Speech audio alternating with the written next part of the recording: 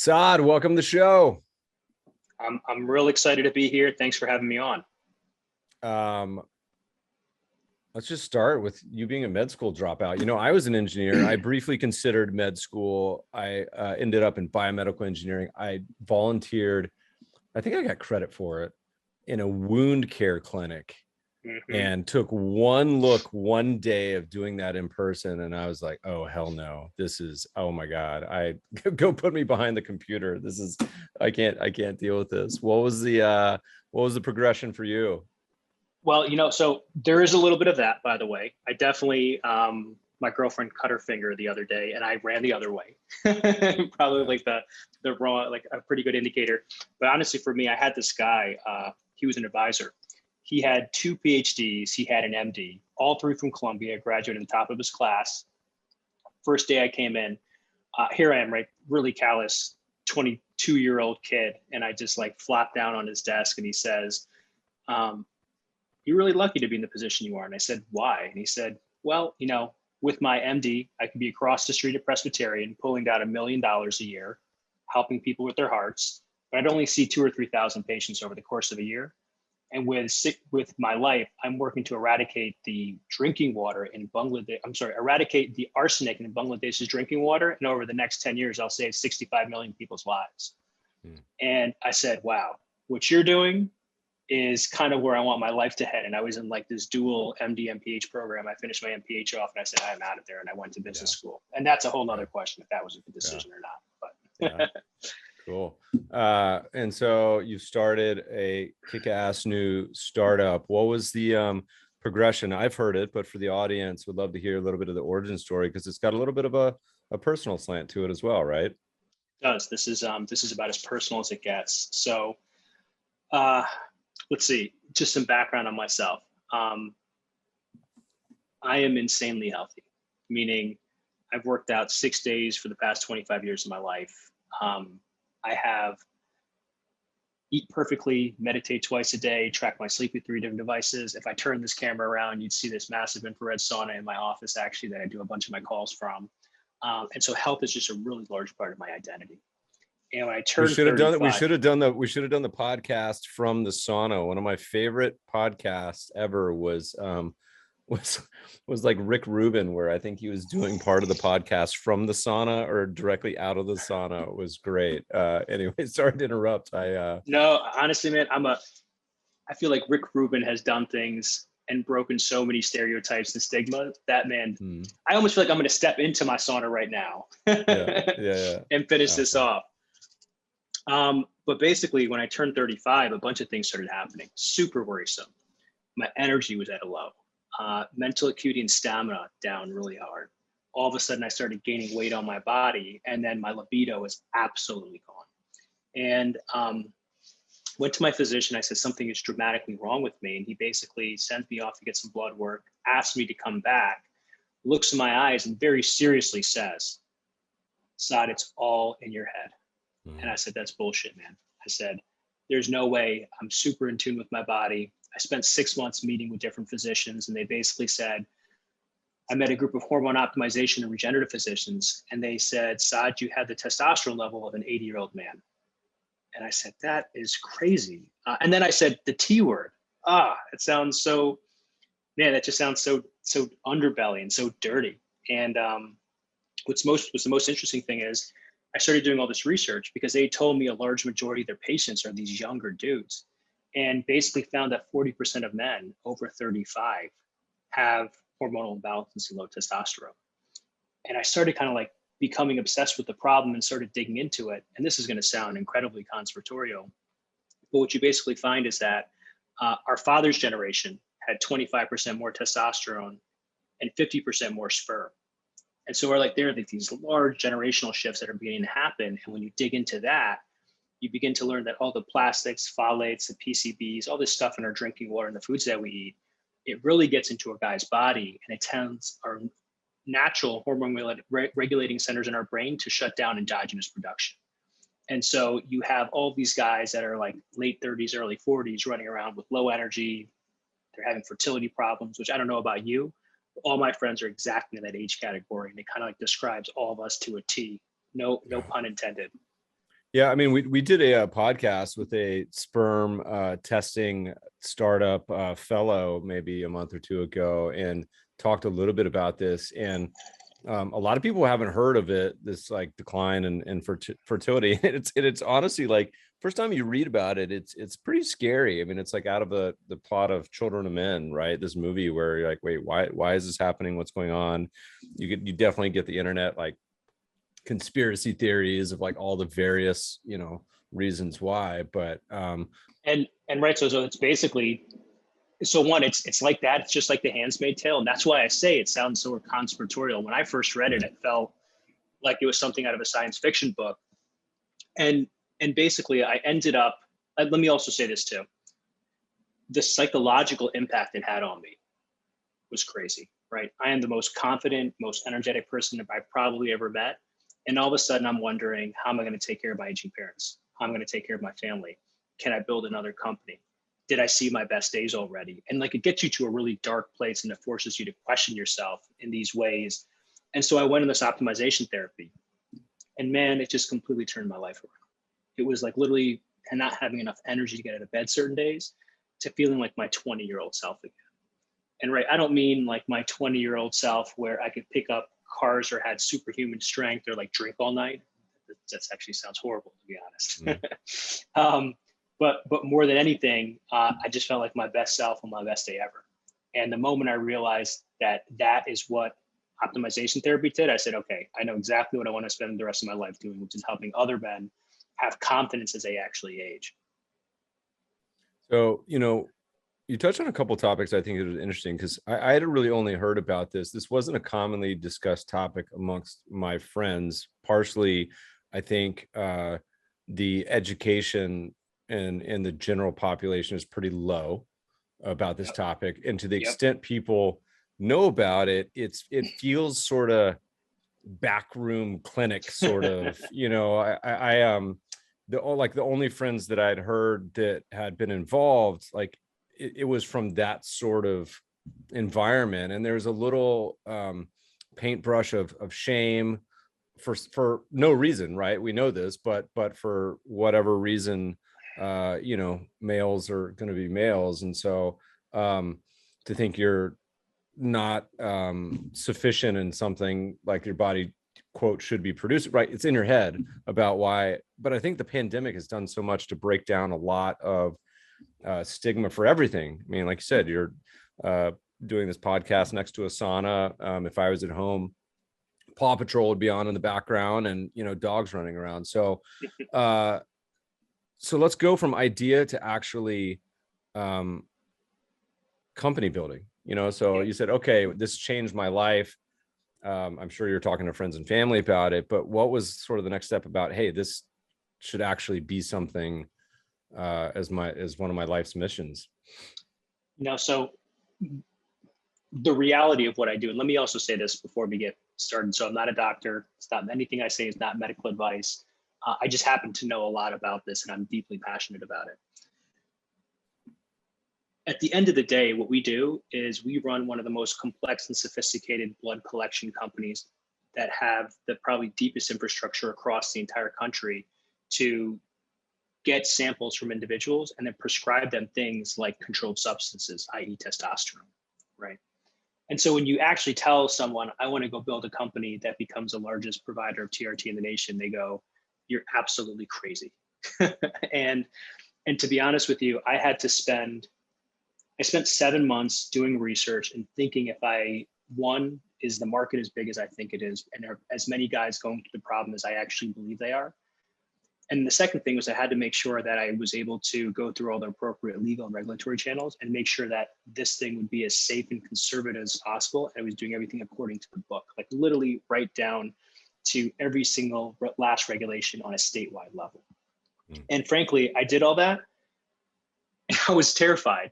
I didn't do anything for another 3 months because I didn't have, excuse my language, the balls to actually get myself over that next hump. But once I did, I was incredibly fortunate the way the financing came together and the way I met my team. But we basically said, okay, we are going to put this company together. We're going to do it right according to the book. We're going to bring together one of the best medical teams, one of the best early stage healthcare startup teams. And we went from idea in September of 2019 to launching in March of 2020. And then it became one of the fastest growing men's health companies in the country last year. Like, it was just absolutely unbelievable how fast it went, the age demographic that we were reaching. But almost more importantly, you hit on this before, COVID is what allowed us to expand so quickly, actually. The relaxation of the telehealth regulations helped us tremendously. And also, it was the first time, I think, in maybe ever in modern society, at least in America, where you had millions of men sitting at home and for the first time confronting themselves in the mirror every day and going, why do I feel like this? Is it because of COVID? Is it because of anxiety and stress? Or is there something deeper? I always thought it was probably like depression or maybe like an ED problem. But the reality is that it's something that is far, I would say, far more nuanced than that, and hits you at a much deeper level. What is the cause for this? We mentioned a little bit potential environmental factors. Is it more genetic? Do you think it's 50-50, 90-10? If you had to kind of talk about it, and then we'll walk through the actual process of how you get tested and what's the prescription. All right, so let's first talk about what happens when a guy turns 30. Your body stops naturally producing 1 to 2 percentage points of testosterone per year, right? So all of a sudden, you've got these Leydig cells in your testicles, and your Leydig cells basically start shutting off slowly. And so that means by the time you're 40, you've probably lost between 10 to 20% of your natural ability to produce testosterone. Now, the most interesting thing is most people just think testosterone has to do with libido. That is a very small part of what it has to do with. It has to do with overall body function. So it has to do with your ability to think. It has to do with your ability to produce red blood cells. It has to do with your ability to respond to exercise. It has to do with your sleep. It has to do with your bone mineral density. I actually was listening to one of Andrew Huberman's podcasts this morning when he was on Joe Rogan about testosterone. Never understood why it increases your motivation. But basically, when men have higher levels of testosterone, it impacts their amygdala, and it tells them that hard work feels good. And it's really interesting that that's the case, which is why a lot of guys, when they're younger, love athletics, because the harder they work, the better it actually feels. And it makes a lot of sense. And so there's that one, right? Your body stops naturally producing testosterone. The second one we talked about was all of a sudden you've got, especially if you live in an urban area, you've got all these chemicals everywhere. You've got plastics, you've got PCBs, you've got phthalates, and they basically get into our body. And they tell the hormone regulating centers in our brain, it's called your hypothalamus, that, hey, here's a piece of estrogen here. And there's this interesting feedback cycle in your body that if you have too much estrogen in your body, your actual testosterone production shuts down. And the reason being is because testosterone eventually turns into estrogen in your body. It's almost like an internal thermostat. And so because of that, a lot of guys are running around with lower testosterone levels, but that isn't the only reason. Let's now pile lifestyle factors on top of it. If you're not sleeping well, if you're in front of a screen all the time, if you have a poor diet, if you're smoking, if you're drinking, all of these things contribute to your testosterone level, which contributes to your overall well-being. And so generally what we tell people is before you even look to therapy, and here's the God's honest truth, right? If you just reduce your stress, if you just sleep well, if you just move and eat relatively healthy, your life is probably going to be okay. All this other stuff we do is just for optimization's sake. But if you do all those things and you still feel really crappy, that's when you generally start looking for something like therapy that we do. So when you guys first came across my desk, you were known as Peak. You're now known as Hone. I invested a little, and then in prep for this podcast, my expectation was that I probably had pretty normal testosterone as far as the symptoms. I pretty equate to just a normal 43-year-old with a child tiredness. But I went through the process. So you can tell us what happens, but it's pretty darn simple. So walk through what's happened. Somebody is listening to this. They say, okay, I want to check it out. I want to find out what my numbers look like. They go to the website. Then what? Is it Hone Health? Yep, it's Hone Yeah. Health, HONE health.com. They're going to buy a kit, and we're going to send them out this kit in their house. They'll probably get it 2 days from now. And in that kit, there's a couple pieces of fancy filter paper, and there's a couple lancets. They're going to prick their finger with the lancets. They're going to drop 4 drops of blood into each of those pieces of filter paper. There are 2 in the box. Then they're going to drop it into a prepaid envelope and send it to one of our labs. We're then going to analyze it for 8 different hormones. After we analyze those 8 different hormones, we're going to send them out a text or an email that basically says, hey, in order to go over your results, you should talk directly to a physician. So then we're going to arrange a 30-minute telehealth consult using an audio visual. So it's basically just a FaceTime with your physician. This is not like your average run-of-the-mill primary care conversation. This is the kind of thing where it's deep. Like, you got to go in and you got to be willing to share, open up that entire kimono and talk about, what are you going through in life? Who do you want to be? And you got to be really open and honest with your care provider. And then on top of it, they're going to say, okay, well, let's go over your biomarkers. Let's educate you so you understand what's going on in your life. And let's give you different options if you require medication about what you can do. And they're also going to give you lifestyle advice. They're going to give you ideas on supplements. They'll give you either pharmaceutical plans. And then if a pharmaceutical plan is what you decide to do, you go on a membership through us. It's $120 per month. And then we charge you exactly the cost of medication that we get from the pharmacy. It's illegal to actually mark it up. And so then you pay us and we pass that money directly on to the pharmacy. And then every month, you're going to receive a package in the mail that has your medications. Now, the most interesting thing is most clinics, they basically hand you a bunch of products and they walk away for a year.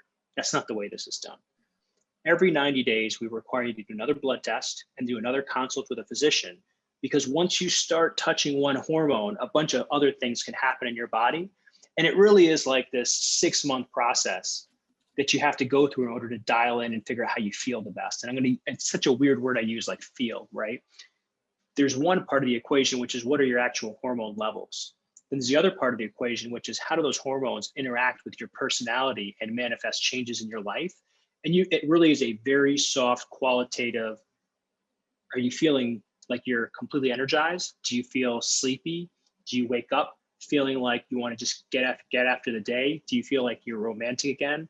Do you want to spend time with your children? Are you a little bit too, what's the word? The word, the one that comes to mind is sometimes people think you can become too aggressive. Well, the reality is, right, when you look at the dosages the physicians you work with provide, it's like 1/10 of what should make you aggressive theoretically. And so all of those different factors go into play to help us understand how to really dial in the medication or change the medications off to help you feel like your best self. So I went through the process. It's super easy. Mine ended up being normal. So I didn't get to have the conversation of what the actual prescription looks like. And so walk us through what are the options on the medications, and also are there any non-medical options you can do to boost testosterone in general? Yes. So let's even start there, right? If you haven't tried getting 8 hours of sleep a night, if you haven't tried figuring out how to reduce your stress, and I happen to be like a huge proponent of meditation, if you haven't figured out how to cut tons of sugar and carbs out of your diet, if you haven't stopped drinking a lot, if you haven't stopped smoking, chances are you should try doing those things first before you even start thinking about how to improve your testosterone levels. Right now, there is the reality, which is some people are almost in a depressive state and they need to figure out how to get some momentum back in their life. And if you've kind of tried changing all those things, but none of them have improved, then I'd say definitely come to us, right? So then the other thing they're going to probably suggest are some supplements, but then they'll probably look at your levels and they'll say something like this. And once again, I'm not a doctor, but Yep, there are certain medications that can be prescribed off label or on label that help men improve their testosterone levels naturally. There are also other medications that help men remove some of the estrogen from their body that may be causing some of the problems. And then some of the medications are things like testosterone. And testosterone comes in 3 different forms. It comes in what they call a subcutaneous injection. So it's like this little insulin pen that you take small doses of testosterone and inject directly into your stomach. I actually do that myself. It's quite literally painless, and I absolutely hate needles. We also do a cream that you can use, and then we do something called the troche, which is like one of these, like, it almost is like a little starburst that goes underneath your tongue that tastes really good.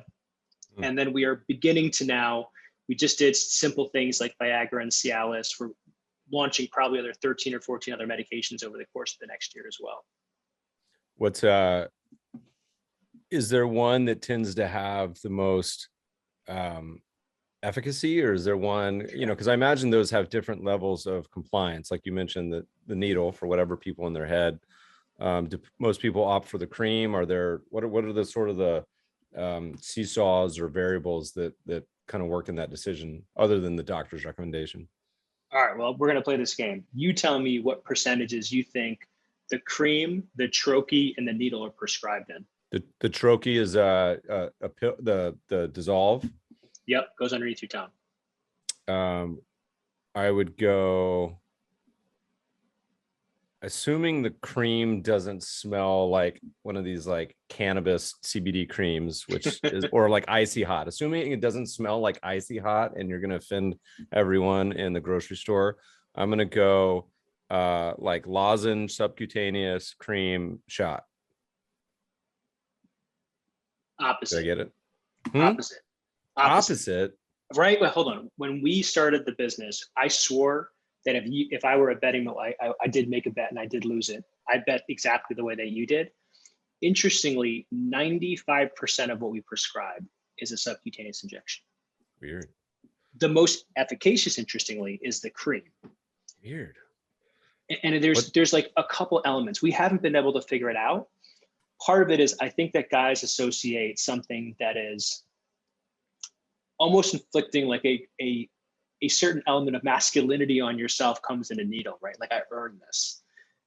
Also, I think that when guys go online and start looking on message boards happen to say that the needles are the most efficacious.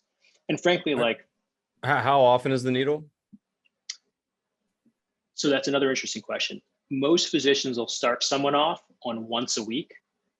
The best way to actually do it with the least amount of side effects is you split that dose in two and do it twice a week. Okay, that may be it. And is the cream and the lozenge daily?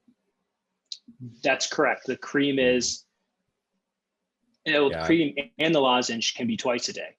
Yeah, that may be it. Just the appealing to the male laziness of compliance. I feel like I would probably rather take a shot once a week than cream up every day. But yeah, okay, cool. All right, well, so you start turning the dials, and then is it pretty often that you're going to have to kind of figure it out over the first 6-12 months, or is there kind of a traditional glide path that people are doing, and then are you going needles and creams for the next 60 years or what? All great questions. So generally, the physicians we work with, if the patient decides to go on something like a testosterone, they'll start a patient off on like 100 milligrams per week, right? And just to give you as like a frame of reference, if you were a bodybuilder doing a cycle of steroids, technically, you'd be doing 1,000 to 2,000 per week. So we're giving a patient a tenth to 5% of what someone all the way at the opposite end of the spectrum would be getting.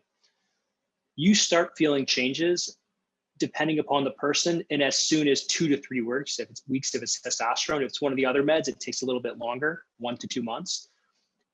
The reality is you have to kind of stick with it for 2 months to really figure out how your body is beginning to feel, because you have to stabilize your blood concentration levels of testosterone, and it takes a little bit of time to happen. And then usually at that 90-day mark, and it's, when I say 90-day mark, it's really like 70 to 90-day mark that you meet with your physician again. You talk about, should I increase my dosage? Should I reduce it? Should I add something else on to maybe help my natural production increase a little bit, or maybe take some estrogen out? And it usually is right around the 6-month mark when people start to feel comfortable with it. Now, the other thing that you may realize is, because there are 3 different formulations, patients will say, well, I don't really like the cream, I want to go to the injection. And then you kind of sort of start that process over again, because they all have very different feelings associated with them. And you've got to figure out which one you like for your body type the most. Now, your question about like, am I on this thing forever? Great question. So remember I talked about that feedback loop in your body, and you kind of have that thermostat in your brain. For some guys that are younger, let's call them sub 40 years old, they'll get a medication that basically increases their fertility, and it increases that there's a signal that goes from your brain and your hypothalamus to your testes. And that signal is luteinizing hormone that's sent. And there's a medication that you can take that amplifies that signal. And so for younger guys, very often that's what we give them to preserve their fertility. And once you give them that medication, they can go off it. It's almost like a kickstart to their system. Now, the moment you start shooting testosterone, or what they call exogenous testosterone, it basically takes that feedback cycle that's going through your body and it starts to disrupt it a little bit. And so some of your natural testosterone production actually decreases a little bit because you're putting so much in from outside of your body. And in those instances, if you are younger, you can very often re-kickstart your body by taking that same fertility medication we talked about. But if you're older, let's say 55, 60 years old, frankly, the engine or the motor may not be working, i.e. your testes. And so you may have to be on the testosterone for a prolonged period of time, which is no different than taking any other chronic medication. But you just have to make sure, and our physicians, I shouldn't say our physicians, the physicians we work with, they do a really good job in making sure that patients understand what they're getting themselves into. But very often the guys are already feeling so crappy that this is the best alternative they have on their hands right now. So you guys have been doing this for what, 2 years now? Ballpark? 18 months. 18 months. Talk to us a little bit about some of the insights. I imagine a eventual massive resource is that you guys are also building this huge database and platform of data inputs of all these guys that are signing up and getting treated. But has there been any general takeaways from, you know, the shots one is a surprise to me, but anything else that, having done this for 18 months, other than how hard a startup is, any other takeaways on what that have surprised you or been interesting on this journey? Okay, so you actually said something that was incredibly insightful. What we've built is actually probably the most sophisticated engine for longitudinal efficacy-based studies across the country, bar none. And so that's just a fancy way of saying, because we have biomarkers over multiple time periods throughout the year, we can then start running studies on which combinations of medications for which men and which combination of lifestyle factors end up producing the best effect. And so the interesting numbers that we're starting to see is, right, you can basically give a guy a series of medications. And depending upon which of those medications, you can increase their testosterone levels by 2, 2.5, 3x sometimes. But the quality of the change, meaning how they feel at the end of the day, is dramatically different. So certain medications that are, we'll call them, that are not controlled substances, like this fertility drug, if you take it, your testosterone level may go up 2.5 times. But your symptom improvement may only improve, and I'm kind of like using these rough numbers, 15% across 8 different quality score measures. Versus if you took something like a testosterone, which is a controlled substance, your testosterone level may only increase 2x rather than 2.5x, but your quality of life measures will increase 24% rather than 15%. And so you can very quickly, and then I can start diving into like very specific populations of men to say, for white males that are 43 years old, this is probably the best set of medications to start this particular patient on at this particular dosage, right? And now that we have thousands of men that we can do that with, it's very insightful, not only for the patients, but then we can also go back to the physicians and say, hey, look, the way you're currently prescribing, it is probably either too aggressive or not in line with how to get an optimal response for a particular patient population. Why don't you just take a look at this data? And so the reason why this is so exciting, right, is when we started to build a business about testosterone, people basically said, hey, look, very difficult business. And it is without doubt the single most difficult business to build within telehealth. What inadvertently happened, because we're doing these at-home blood tests, we're then doing at-home lab, or we're doing LabCorp and Quest draws. We're also doing at-home phlebotomy. And so we have literally built the most complex infrastructure for collecting blood at anyone's house, literally across the entire country at this point in time. And then we just literally go, well, we've got testosterone. Why don't we add this next medication, this next medication? And because we built the infrastructure, we built this engine we call the prescribinator, and basically give us any medication, any lab biomarkers at any cadence, and we automate the entire thing so you can run tens of thousands of patients at scale in like this very, very complex dance that you're doing on a daily basis. And I think the other like really interesting thing we've learned, there's two kind of interesting insights. The average age of a testosterone user across the country is 53. The average age of our user is 39. So you're legitimately going into a much younger demo. And we only prescribe to patients that are what they call hypogonadal. So that means that they're clinically low. We're not just what they call just a strict optimization clinic that gives it to anyone. And so you actually are seeing that the age of patients is very much in line with what the research shows, but the rest of the market hasn't caught up there yet. That's the first. The other one that's very interesting too is that patients in general, if you were to ask them why are they coming for this particular therapy, a lot of people would guess like it's a libido problem or like a muscle problem. It's an energy problem. Yeah. The single biggest insight we get is I don't have enough energy. And here, it's actually a really deep statement I'm about to make, but it's not going to sound like it. And I don't feel like myself. And because of that, I can't take care of the people I love. Like at the end of the day, this is really about like, how can I be a man and take care of my family? And that's why the customers are coming to us right now. Yeah. I mean, it makes sense.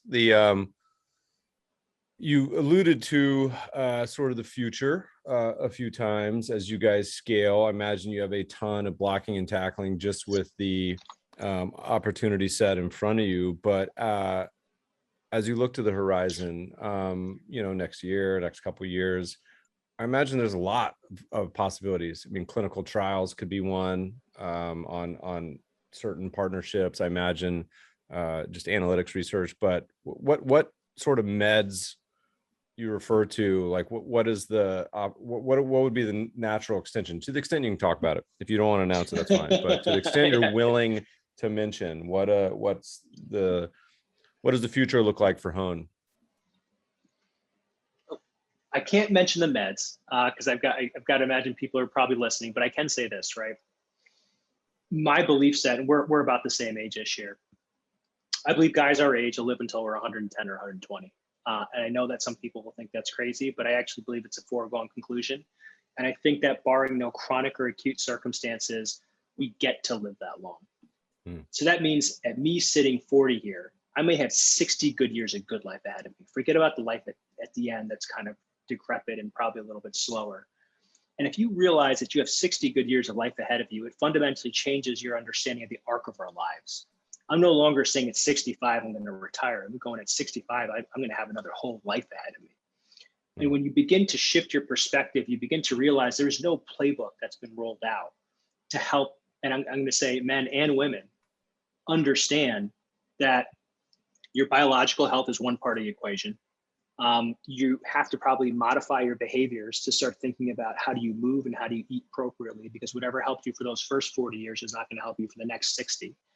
And then there's this other really important part of the leg, which is, and I bet you a lot of the guys listening to this podcast believe in it, but so much of this is about your mindset, right? So what are the mental and emotional behaviors that you're practicing on a daily basis? How are you setting goals? How are you visualizing success? How are you prioritizing your life?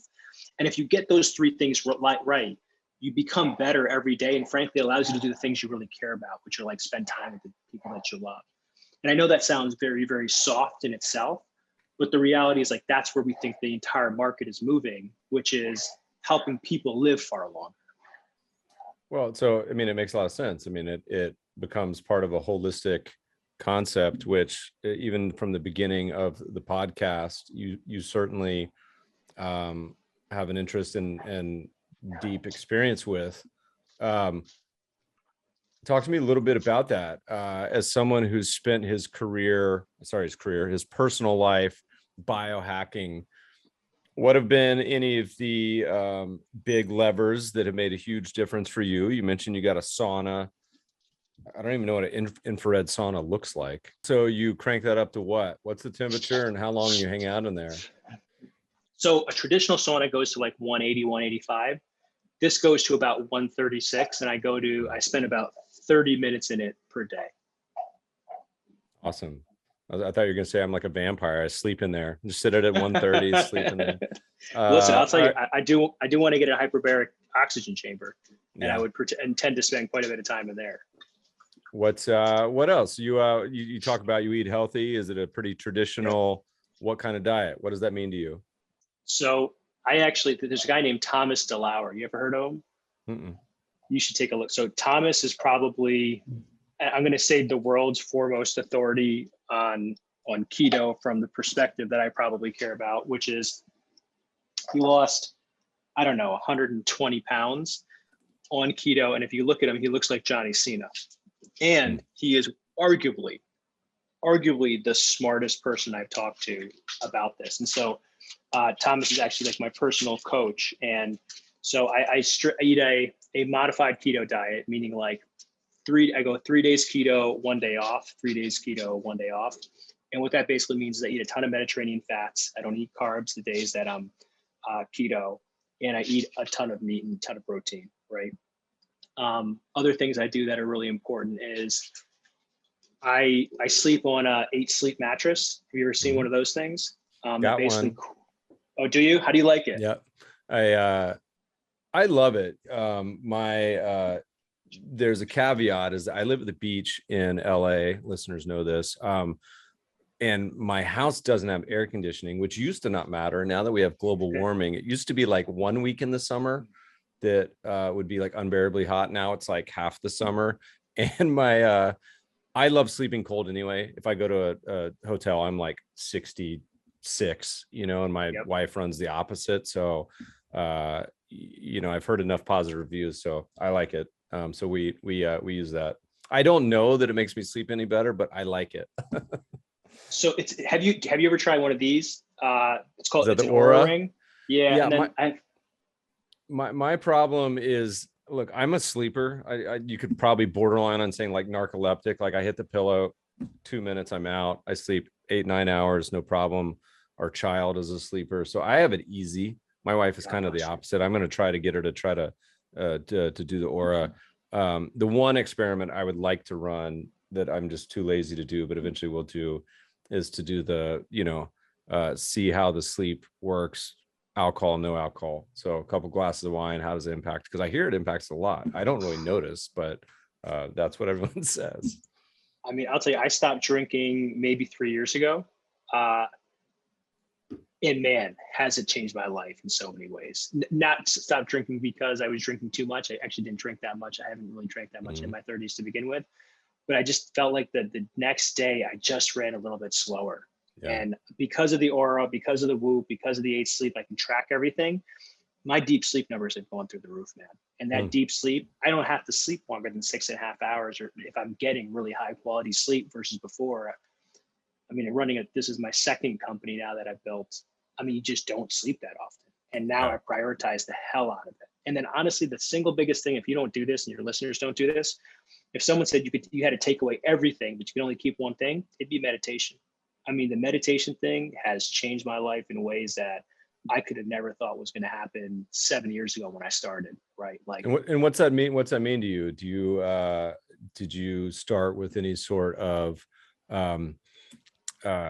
teacher? Did you go with an app? You just kind of do it on your own? What's the meditative, because it means a lot of different things, a lot of different people. Yep. So I started just with a plain old Headspace app, right? And I'll tell you the truth, it took me 6 months to figure it out, right? Like I do it, my mind was racing. I was like, oh, it feels horrible. I don't feel energized. And I gave it up probably a couple times in those first 6 months, but I just forced myself through it because I read so many great things about it. And so the Headspace eventually became Transcendental Meditation, which I actually didn't love. And I went back to Headspace. And then I realized actually using Headspace in the morning and Calm at night to help me go to sleep, was my particular stack of what helped me keep myself calm. And then I got into my girl basically dragged me to a sound bath one day. And once you've been to a sound bath, ooh, You just don't go back, man. Do you know what that is? What does sound bath mean? I mean, so I went to sleep last night with the calm, heavy rains. So that is my meditation go-to at this point has been essentially I take a nap, which for the vast majority of my life, I've had to get over this hurdle of nap guilt, like despite all the evidence, despite everything, like the guilt of taking the nap, even though I know there should be no guilt, still remains. Now it's down to like a fraction of what it used to be, but it's still somewhere in my psyche. Sound bath, the only thing I know about a sound bath is there's a sound bath on the way to, it's either on the way to Vegas or Joshua Tree. We always see, I forget what it's called from LA. It's called like oh God, I'm blanking on the name of it. Why did the show note links? Anyway, tell me what you mean when you say sound bath. All right. So basically like you go to, it's like a person that has a series of different instruments. And you generally like the place I go to is you sit down, everyone drinks what's the equivalent of hot chocolate, right? And it sounds like almost like a therapeutic session where everyone talks about like, what do they want to think about? What are they trying to improve in their life? And then you obviously, lights go out, you close your eyes, you start to meditate, and they have these Tibetan bowls, and they hit the Tibetan bowls with different instruments, and they move it close to your head. And the most amazing thing is that all of a sudden, if you're in the right meditative state, the sound turns into color in front of your eyes. And then right as the color is coming through, they'll come through with another bowl. And then there'll might be another instrument they'll play, and they may actually throw water at you at the same time. And it's a completely different sensory experience than you're used to. And after 45 minutes of it, you come out and man, you just feel like you are literally floating in another world to a certain extent. So this is like a place you go to do it. It's not you just do this at home. This is like almost like a yoga studio style offering. Is that accurate? That's correct. Yeah, that's correct. It would be. I was going to say that there's another really cool company called Nucom. You ever heard of them? How do you spell it? Nucalm. And so Nucom makes like a $8,000 device that goes on your head, and basically like it uses binaural beats, and then you apply this gel onto your what's it called? Your palm, or not your palms, but your wrists and the inside of your neck. Usually it's GABA, and it puts you into this really deep meditative state. And it's really good when you have jet lag. And what they did, which was brilliant, is a guy named Mike DeWitt. He basically said, well, I bet you can do this a lot easier. And he convinced Nucom to create an app. And then instead of using this gel on your wrist, and there's little discs you put down, and they use binaural beats, and they use these little discs to kind of give you the same exact feeling. And it's like a much lesser version of like the sound bath, but it kind of gives you the same-ish feeling. Yeah. The place in Joshua Tree that I looked it up, it's called the Integratron, and they do like full 1 day, 5 day weekend things, and it books out like months in advance. It looks super awesome. I love Joshua Tree. Anyway, if anyone's been, hit me on email or on Twitter and let me know what the Integratron was like. We could probably talk about this topic for hours. It's fascinating to me, and obviously you're starting to see not just an explosion in the analytics and biomarkers in technology, but also a shift from sort of decades of sort of qualitative understanding of things that work. I mean, people obviously been talking about meditation for a really long time, but also being able to tie it to actual real measurable outcomes, and starting to drive a wedge in the difference between the whole category of things that people claim is, impactful and actual real outcomes, which is awesome to see. So it's gonna be fun to watch what you guys are up to. So how'd you guys build this out? Was this all credit cards? I know you've started to do a little funding rounds. Will you tell us about what that process has been like? And then also, what was it like trying to do this, raise money during a pandemic? Let's see, we don't talk about the funding number we've raised, but we will very shortly. But the punchline is we've raised capital from tier 1 Silicon Valley VCs. We've also got probably 80 individual investors on our cap table as well too, that are angels. It's interesting, right? Like, we've been very fortunate that raising capital has been relatively easy for us. The first company I built, man, it was a slog. I had to talk to 50 people to get my first angel check in the door. But this one is actually, every single round has been oversubscribed by 2 or 3x. We've had capital come to us multiple times. We've had multiple acquisition offers already at this point too. And we just focused on like just growing the business. And it's a really hard business to grow, which is great because it means there's a tremendous amount of defensibility around it. And so we are at this point getting ready to look at the next growth point. So we'll probably be out in the market soon. Cool. Congrats. I got what do you call it? Not crammed down, because that sounds too negative. I was into the seed round and remember getting less than I would have liked to have gotten. That's all I have to say. That it was a nice way of saying it, but it's been fun to watch y'all's journey. We asked people, and so we try to tailor this to their specific personalities and histories. But we'll ask you this to see if it applies too, since this is an investment show. What's been your most memorable investment in your lifetime? Is you look back, good, it could be bad, in between, but just the one that's seared into your frontal lobe. Anything come to mind? Yeah, so I'm a diehard crypto investor, right? I'd like to think I'm a good investor. I'm not. I'm not a good investor at all. My single best wins have been when I find something I love. And really, when I think about it deeply, it's about a mission and a founder that I love. I drop my money and I walk the hell away. That's it. I don't try to be cute. I don't try to trade on momentum. I just drop the money and I walk away forever. They've all been my single best bets. And I think everyone can talk about it. Like for me, my investment in Tesla, right? Like years ago, has been wonderful. And it all came down to conviction around founder. And it's interesting because the investors that put money into us, they take that same exact bet, right? We have nothing but an idea and a personality. And they say, well, look, I'm going to take this 7 to 10 year long bet. And I can't pull my capital out of this thing generally, unless there's like an incredibly successful secondary. And that's the bet they take. And it works. It seems to make a lot of sense. There's a 5 decades old now at this point paper that Robert Kirby wrote called The Coffee Can Portfolio. And he's talking specifically about stocks, but it applies to everything like you just mentioned. It's actually a very, it's not a unique insight, but it's a critical one. And most investors in a world of Robinhood, hyperactive trading, gloss over it. And the time horizon, you really need to compound these big winners. Not talking about a double. Like, look, you double your money, awesome. But we're talking about the 10 times your money, 100 times your money in the stock market or in angel private startup investing. Often takes years, in many cases more than 10 years. But putting it in like this coffee can, modern equivalent would be like the safe deposit box, and just forgetting about it is like one of the best pieces of advice you could give someone investing. No one has the patience for it. So very, very thoughtful. Saad, this has been a blast. Where do people find more? They want to check their levels. They want to keep up with what you guys are doing. Where do they go?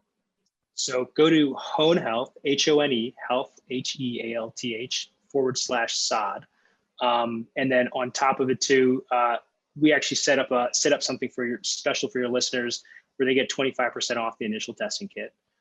Sweet. You can find me also at Saad_Hone on Instagram too. You can hit me in my DMs. I'm always active there as well too. Cool.